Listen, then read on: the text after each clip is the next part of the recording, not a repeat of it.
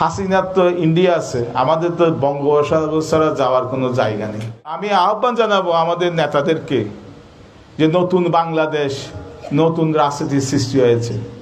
এখন সেই পুরানো দাসের রাজনীতি, আপনারা যদি মানুষকে অত্যাচার আধিপত্য করেন, মানুষের পাশে না দাঁড়ান, গরিব মানুষের ভালোবাসা নিয়ে রাজনীতি করতে হবে।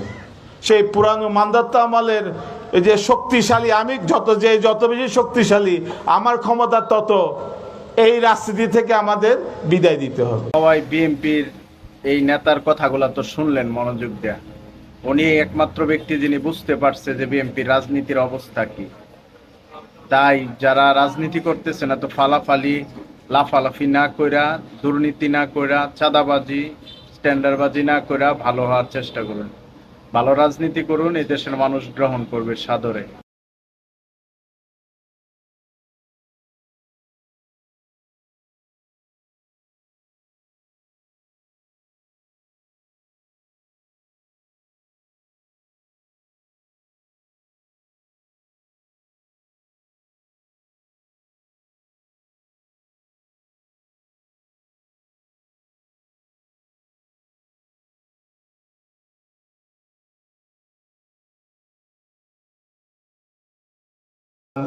আধিপত্য করেন, যে সৎ না থাকেন, চাঁদাবাজি করেন।